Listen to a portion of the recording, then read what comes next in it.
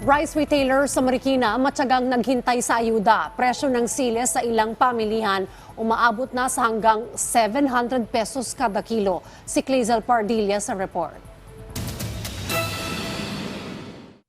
Hindi ginaganahang kumain si Ivan kung ang anghang ng siling labuyo hindi niya natitikman.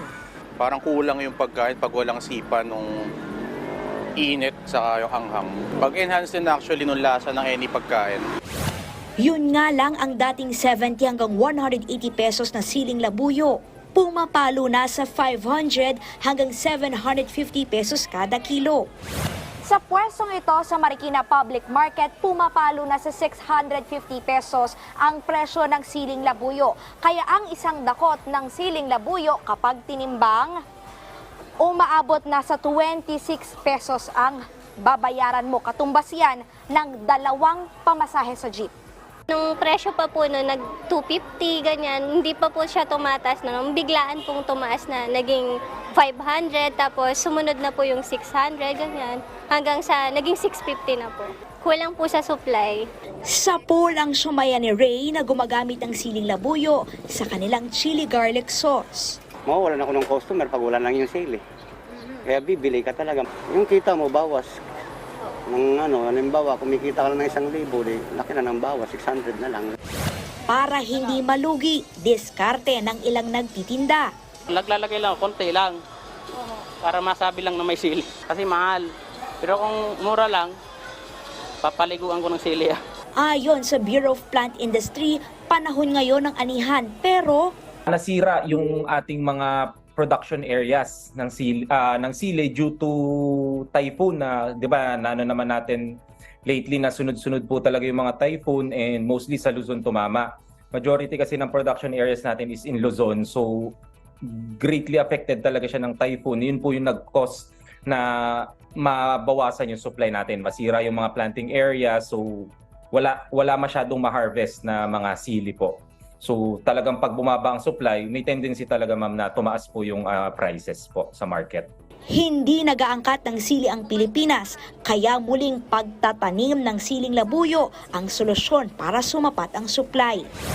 Samantala, hindi nagpatinag sa malakas na ulan ang mga rice retailer na pumila sa Concepcion 2 sa Marikina tulad ni Gemma na basa at nanginginig sa lamig nang dumating sa barangay hall. Hindi namin kakalain kasi na uulan ng ganong kalakas. Kasi gawa ng dati, marami akong binibentang bigas. Ngayon, nasa dalawang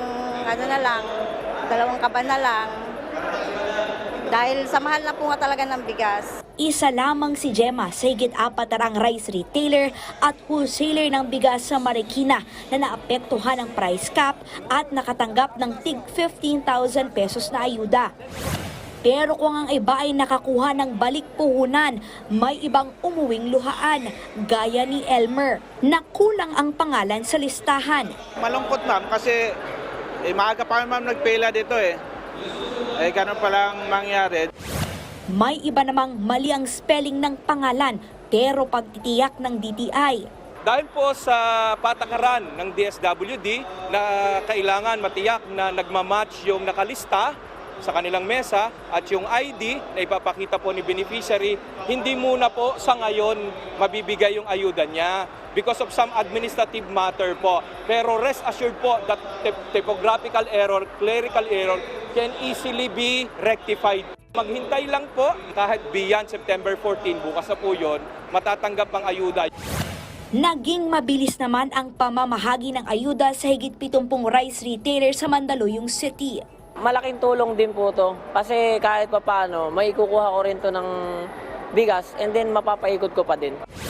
Nakatanggap din ng tulong ang nasa 50 nagtitinda ng bigas sa Makati City. Ayon sa DTI, 90% ang rice retailers ang nakakasunod sa price cap.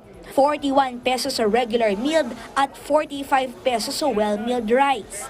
Para mapababa pa ang presyo ng bigas, suhestyon ni Marikina Congressman Stella Kimbo, pansamantalang bawasan na ang taripa sa imported na bigas. Pero kasi pa-harvest na so hayaan muna natin yung harvest and then i-time natin yung pag-suspend ng tariffs and then at the same time, sabayan natin ang cash assistance. Clazel Pardilla Para sa Morning Show ng Bayan, Rise and Shine Pilipinas.